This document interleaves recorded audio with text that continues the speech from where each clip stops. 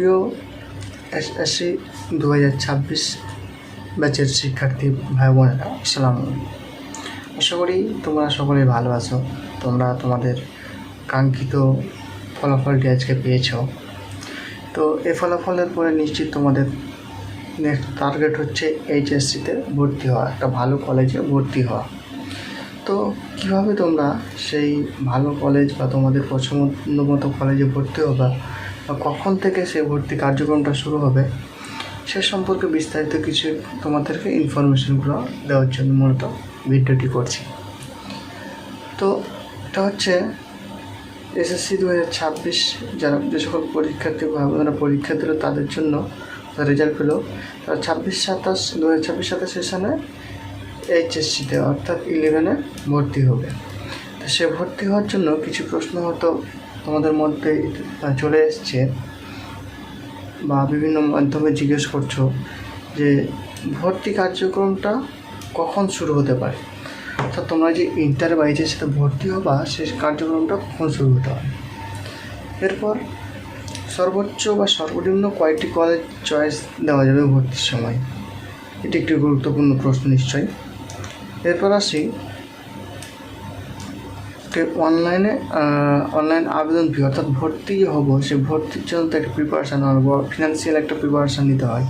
তো সেই প্রাথমিক আবেদনের জন্য কত টাকা ফি পরিশোধ করতে হবে, এটাও একটি গুরুত্বপূর্ণ। এবং সবচেয়ে যেটা মোস্ট ইম্পর্ট্যান্ট প্রশ্ন হচ্ছে সেটা হচ্ছে কীভাবে চয়েস সাজালে, অর্থাৎ প্রাথমিক আবেদনের সময় কীভাবে চয়েস সাজালে খুব তাড়াতাড়ি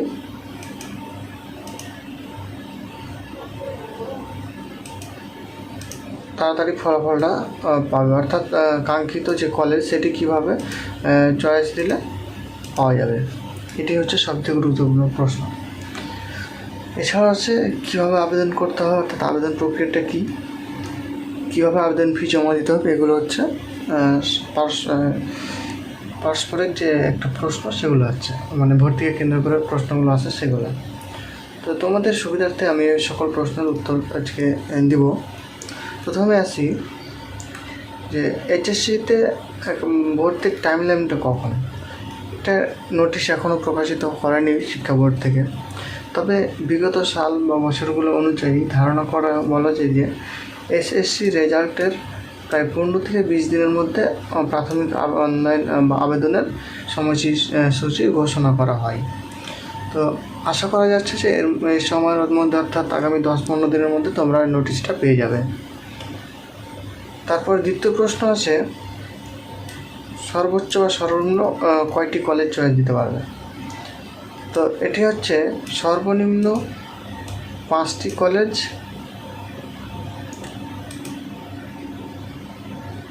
এবং সর্বোচ্চ 10টি কলেজ চয়েস দিতে পারবে। এ হচ্ছে কলেজ চয়েসের বিষয়, অর্থাৎ তোমরা যে ইচ্ছা করলে একটি কলেজ চয়েস দিয়ে রেখে দেবে তা কিন্তু না, সর্বনিম্ন 5টি কলেজ চয়েস দেওয়াই লাগবে মাস্টবি, সর্বোচ্চ 10টি, অর্থাৎ 5 থেকে 10-এর মধ্যে তোমাকে কলেজ চয়েস দিতে হবে। এরপর আছে প্রশ্নটা হচ্ছে যে অনলাইনে যে প্রাথমিক আবেদন ফি সেটা কত টাকা হতে পারে। তো সর্বশেষ প্রকাশিত একাদশ ভর্তি নীতিমালা অনুযায়ী, অর্থাৎ সর্বশেষ গত বছর যে ভর্তি হয়েছে সেই অনুযায়ী প্রাথমিক আবেদন ফি ছিল 220 টাকা। আশা করা যাচ্ছে এবারও সেটাই থাকবে, বহাল থাকবে। তারপর দেখা যাক নোটিশে কী হয়। এবং সবচেয়ে মোস্ট ইম্পর্ট্যান্ট প্রশ্ন যেটা হচ্ছে সেটা হচ্ছে কীভাবে চয়েস সাজালে ভালো কলেজ পাওয়া যায়। দেখো, শুধু নামি দামি কলেজে চয়েস দিলেই কিন্তু কলেজ চান্স পাওয়ার সম্ভাবনা থাকে না। এর সাথে দেখতে হবে তোমার সক্ষমতা, অর্থাৎ সক্ষমতা বলতে তোমার যে রেজাল্টটা এসেছে সেই রেজাল্টটা কতটুকু তোমার আশানুরূপ, অর্থাৎ সে রেজাল্টের জিপিএ কত, জিপিএর উপর নির্ভর করেও কিন্তু অনেক কলেজে ভর্তি হয়ে থাকে। তো সেই ক্ষেত্রে তুমি চিন্তা ভাবনা করে কলেজ চয়েস দিবা, প্রয়োজনে সিনিয়রদের সাজেশান নিবা, তাদের সাথে কথা বলবা।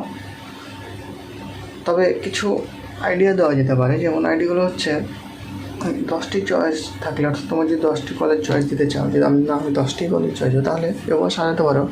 প্রথম 1 থেকে 2 নাম্বার তুমি খুব পছন্দের নাম করা কলেজ, এটা একটু কঠিন হবে। দেখা যাচ্ছে তোমার রেজাল্ট আসার না, তারপর তুমি চাইছো যে আমি রাজশাহী কলেজে ভর্তি হবো, আমি নিউ ডিগ্রিতে ভর্তি হবো, বা আমি নবগঞ্জ সরকারি কলেজে ভর্তি হবো, এরকম।